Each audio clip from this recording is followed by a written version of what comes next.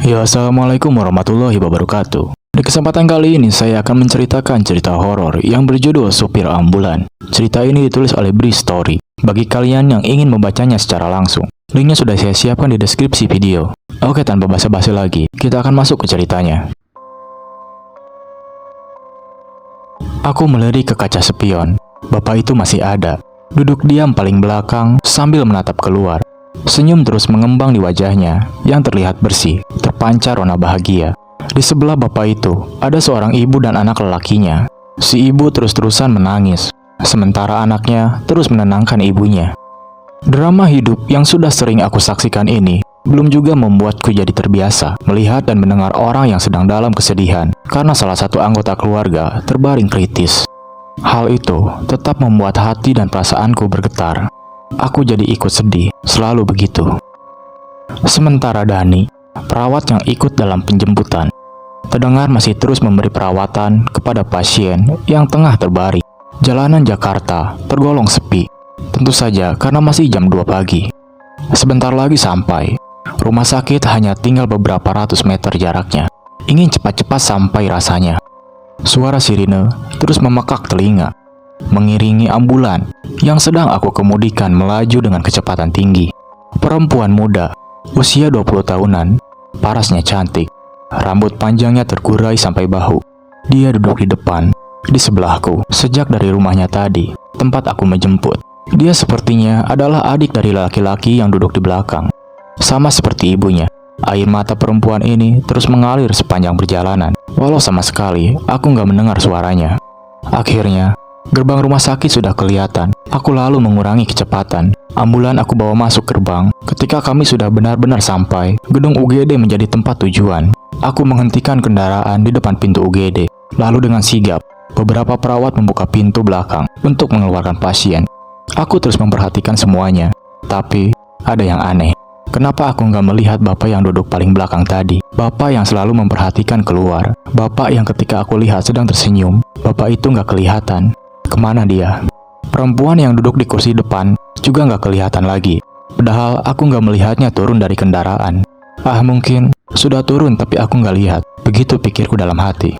Ya sudah, nggak berpikir lebih jauh lagi. Setelah pasien dan keluarganya sudah turun dari kendaraan, ketika sudah selesai semua, aku lalu membawa mobil ambulan ini ke tempat parkirnya di sebelah UGD. Di saat-saat seperti inilah waktunya buat aku untuk beristirahat setelah cukup lelah berkendara dengan kecepatan tinggi. Tugasku sudah selesai. Aku hanya berharap kalau pasien yang tadi aku antar bisa diselamatkan dan sembuh. Aku menunggu di satu ruangan yang biasanya dijadikan tempat untuk beristirahat pekerja rumah sakit. Entah itu perawat, dokter, atau yang lainnya. Mereka juga sama seperti aku, butuh sekedar menghela napas ketika baru saja selesai bertugas. Dan benar saja, sekitar 1 jam kemudian, Dani masuk ke ruangan. Perawat yang menjemput pasien denganku tadi. Nggak tertolong mas, pasien yang tadi meninggal. Dani bilang begitu ketika baru masuk. Innalillahi, sedih aku mendengarnya. Tadi saya ngobrol sama anak laki-lakinya. Sepeninggal almarhum ayahnya sekarang, hanya tinggal dia dan ibunya saja. Lanjut Doni. Tinggal berdua, kan masih ada bapak dan adiknya yang ikut kita tadi. Ucapku sedikit protes.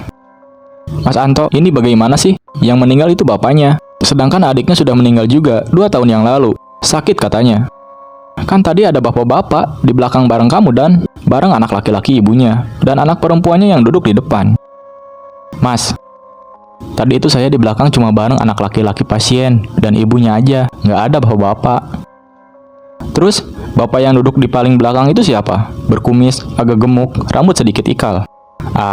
Mas Anto halu nih. Yang digambarin itu kok mirip dengan pasien yang meninggal tadi. Beneran mas, saya tadi cuma bertiga di belakang, mendampingi pasien.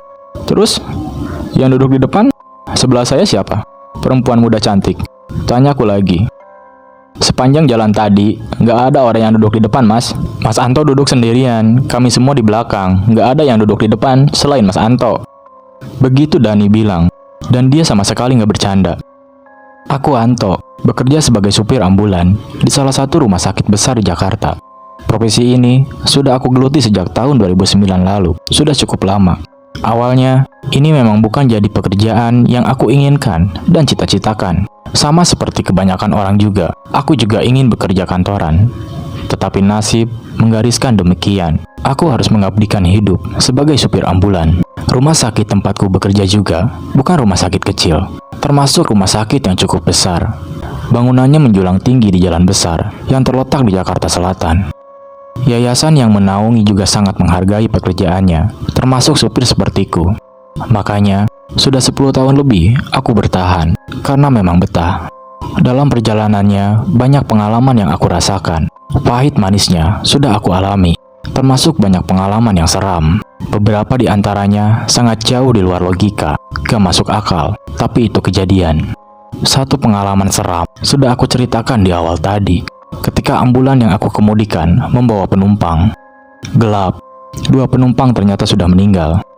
Seperti aku bilang tadi, banyak peristiwa yang sama sekali nggak bisa diterima akal. Susah untuk dipercaya. Aku sendiri yang mengalaminya pun masih nggak habis pikir, kok bisa semuanya terjadi. Salah satu contohnya lagi, kejadian yang aku alami ketika baru beberapa minggu bekerja. Satu peristiwa yang aku sangat ingat detailnya sampai sekarang. Waktu pertama kali aku masuk dulu, sebenarnya sudah ada supir ambulan. Tetapi karena ambulan yang dimiliki oleh rumah sakit lebih dari 1, maka supir yang dibutuhkan juga harus lebih dari 1. Akhirnya, garis hidup menuntutku untuk masuk dan bekerja di rumah sakit ini. Ada 1 ambulan yang berbeda. Kalau ambulan lain adalah kendaraan baru dan modern, yang ini ukurannya lebih kecil dan usianya sudah cukup uzur. Bisa dibilang merupakan ambulan tua yang sebentar lagi akan dipensiunkan, namun masih layak pakai. Bisa ditebak, akhirnya akulah yang ditugaskan untuk mengemudikan ambulan tua ini. Kisah yang akan kuceritakan adalah kejadian seram yang aku alami ketika mengendarainya. Ambulan yang pasti sudah banyak cerita di belakangnya, saksi bisu, banyak kisah sedih dan seram. Pertengahan 2009, beberapa minggu aku baru mulai bekerja. Semuanya berawal ketika aku ditugaskan untuk mengantar pasien menuju rumahnya di daerah Purwakarta, Jawa Barat. Entah apa alasannya waktu itu, aku nggak banyak tanya. Aku langsung menjalankan tugas yang diberikan. Masih lekat dalam ingatan, waktu itu hari Kamis. Aku harus menuju Purwakarta pada sore menjelang malam, berbarengan dengan padatnya kendaraan karena jam pulang kantor. Benar saja, selepas maghrib, aku terjebak dalam kemacetan jalan tol Jakarta Cikampek. Volume kendaraan sangat tinggi, nggak mampu ditembus. Walaupun terang-terangan yang aku kemudikan adalah ambulan, kami tetap saja tersendat karena kendaraan lain seperti enggan untuk memberi jalan. Untung saja, pasien yang aku antar pulang ini kondisinya nggak kritis, jadinya agak berkurang bebanku saat berkendara. Singkat cerita, setelah menerobos padatnya jalan Jakarta Cikampek, sekitar jam 9 malam, kami sudah keluar tol dan mulai memasuki jalan biasa. Tadinya, aku pikir setelah keluar tol, gak akan lama lagi aku akan sampai tujuan. Tapi ternyata itu salah. Ternyata kami masih harus menempuh sekitar 1 jam lagi perjalanan ke arah Subang. Cukup jauh. Tapi akhirnya, perjalanan sampai di ujung juga. Sekitar jam setengah 11, kami sampai di rumah pasien. Aku yang ditemani oleh 1 orang perawat yang bernama Irawan, membantu pasien untuk turun dari ambulan bersama keluarganya. Lega rasanya ketika tugas sudah selesai ditunaikan. Setelah kami diajak untuk makan dan minum terlebih dahulu, jam 11 aku dan Irawan kembali pulang menuju Jakarta. Mas Anto, saya nanti turun di terminal Purwakarta ya. Sudah dekat ke Bandung, Mas. Saya besok off 2 hari, jadinya mau mudik aja sekalian. Irawan bilang begitu ketika kami baru saja meninggalkan rumah pasien.